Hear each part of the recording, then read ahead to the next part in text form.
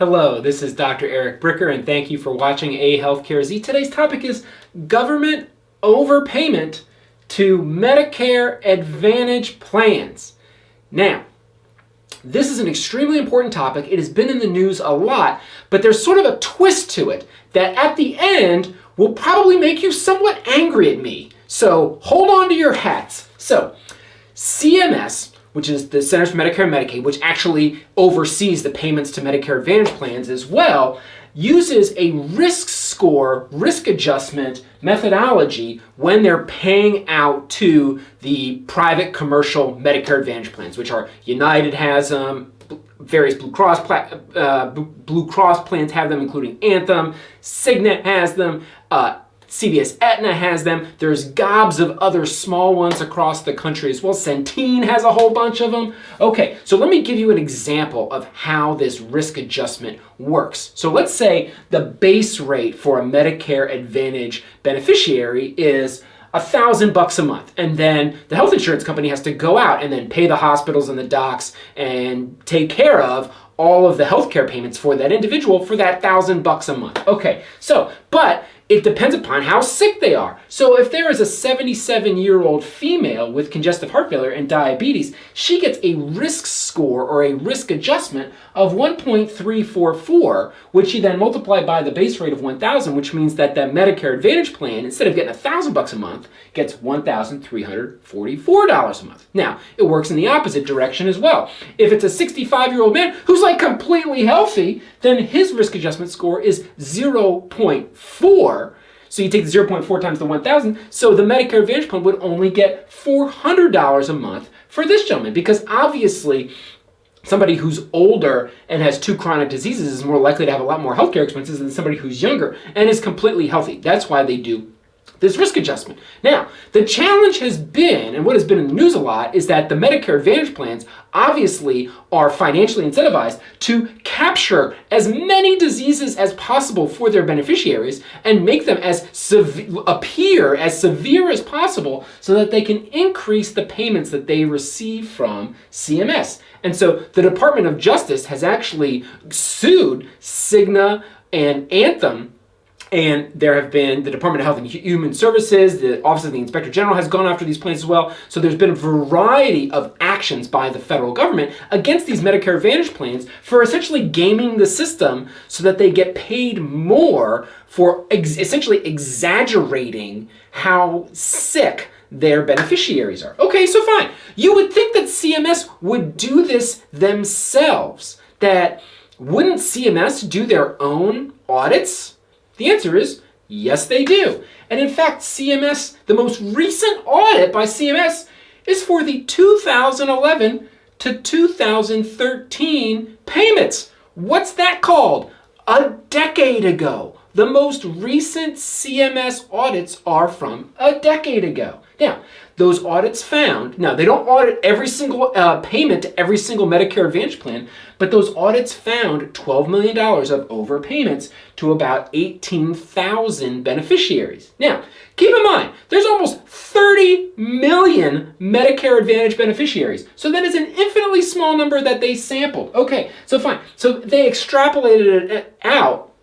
And they're saying, okay, well, Medicare Advantage most likely overpaid by $650 million during that time period. Okay, so fine. That doesn't seem to be like a very large amount of money. That doesn't seem to be like very big news. In my opinion, the biggest thing about the news is that the most recent audit was from 10 years ago. You would think they would do it more frequently. But it gets more interesting. The only reason we know about this is because the Kaiser Family Foundation issued a Freedom of Information Act request to get this information from CMS, which CMS ignored. They wouldn't release it. They wouldn't release their own audit information. You would think in this world of transparency that CMS would happily show this audit that they've done. It shows that they've identified these overpayments. That's good, right? They should have to show, right? The Kaiser Family Foundation had to sue CMS in order to get this information, in order to get CMS to cooperate with the Freedom of Information Act request. Hey, Kaiser Family Foundation had to sue CMS. The lawsuit took 3 years and just got settled, which is why we just got this information now in the fall of 2022. So why? Why is it so hard to get this information out of the government's own audits about the government actually regulating or controlling or like counting the dollars and the pennies to make sure that the money going out is being spent appropriately? Well, it could just be that CMS is incompetent, or maybe CMS doesn't want, well, it's pretty obvious CMS doesn't want people to know. Maybe CMS doesn't want to do the audits. Oh, by the way, not only did this happen 10 years ago, CMS has done nothing about it, okay? In fact, they were going to do something about it this fall, and they delayed it yet again until until 2023. They're finally going to do something about these audit. They've never done anything about the $650 million, okay? And the article, which I'll leave a link to in the show notes, talks about how there's going to be this huge battle over the extrapolation methodologies, because obviously the insurance carriers, Blue Cross United, Cigna and Anthem, they don't like the extrapolation methodology. But the point of this video is like, why has it taken 10 years? Why didn't CMS ever release it? And why did Kaiser Family Foundation have to sue CMS in order to get this information? It appears to me as though CMS doesn't want to do the audits and doesn't want to do anything about it. Have they been too busy for 10 years? Probably not. So they probably just don't want to do anything about it. Okay, this has happened while the Department of Health and Human Services oversees CMS. Okay, this has occurred under, 2011, 2013, we have had both Republican and Democratic presidential administrations in charge of the Department of Health and Human Services. This has occurred under both parties. And it takes me back to a conversation that I had when I was in medical school, because I'm like, okay, maybe I want to get into healthcare policy. So actually, I'm from Washington, D.C. originally, so when I was home on break one time, the Robert Wood Johnson has a special fellowship program in Washington, D.C., and one of my professors in medical school had done this fellowship, and he's like, oh, it's an amazing experience, and he actually introduced me to the woman who was running the fellowship. So as a medical student, I actually went to her office to talk to her, be like, tell me about this fellowship. I know I'm too young for it now, but would kind of like to learn about it. Maybe it's something I'd want to do later on. And it'd be a fascinating conversation. She was very generous with her time, and she said, look, nothing happens, and she said a whole bunch of great stuff, but one of the things that she educated me about was she said, listen, nothing in healthcare and health policy happens in Washington, D.C. without AARP. And I was kind of scratching my head. You'd be like, not the American Medical Association, not the American Hospital Association, not America's Health Insurance Plans, AHIP, which is the lobbying organization for Blue Cross United, Cigna, and all the health insurance plans. So in other words, it's AARP, and she's like, oh yeah, nothing happens in Washington around healthcare without AARP. And so isn't that interesting? Isn't that interesting that AARP is also a huge beneficiary of Medicare Advantage Plans? In fact, AARP receives $1 billion a year in royalties from endorsing various products and services. In fact, AARP only receives $300 million a year in dues from its members. So in other words, its royalty payments from endorsements are 3 times more than the dues from its members.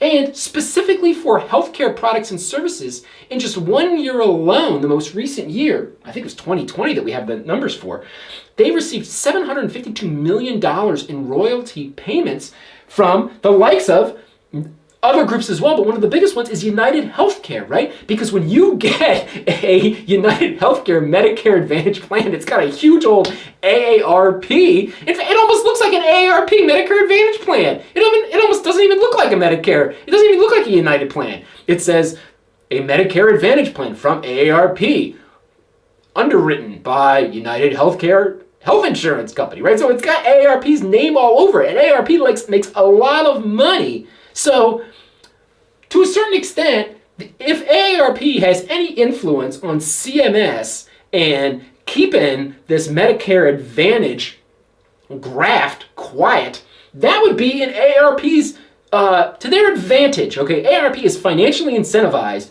to not have CMS audits come out. Now, were they involved in it? I have no clue. I'm just saying they're financially incentivized for the audit information to not come out.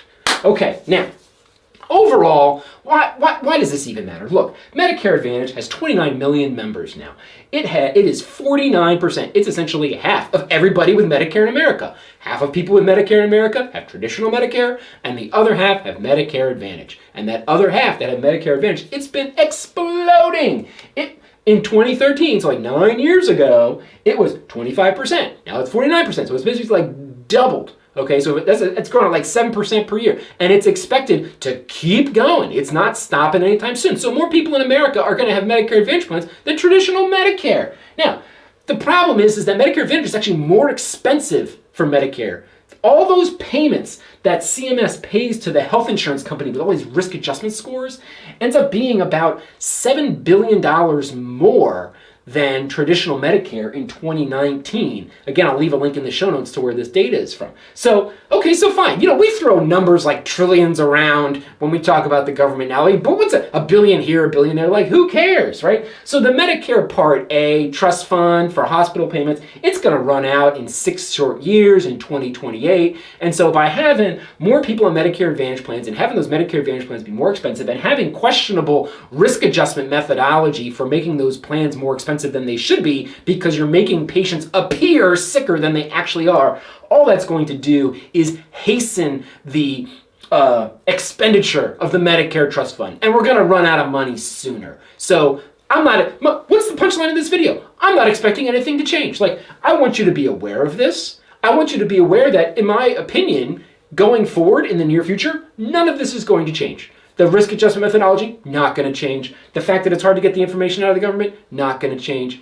Like, it's not going to change until there's a crisis. I mean, we just had an election here. Did you know that the re-election rate for this past election for the House of Representatives, 95%? Did you know that the re-election rate for the House of Representatives is like about 90 to 95%? Like, every single 2 years going back to the 1960s? I mean, almost the most stable job in America is being a congressman. Like, your chances of being reelected are super high, right? So what's my point? My point is that there's no crisis. People aren't calling for change. People aren't voting for change. Everything's just kind of going along. I'm not saying that's right or that's wrong. I'm just saying this is what's happening. And maybe in 2028 when there's a crisis, Rahm Emanuel was famous for saying, never let a crisis go to waste. So maybe this will change in 6 years. But in the meantime, the Medicare Advantage gravy train is just going to keep on rolling. And that's my point for today.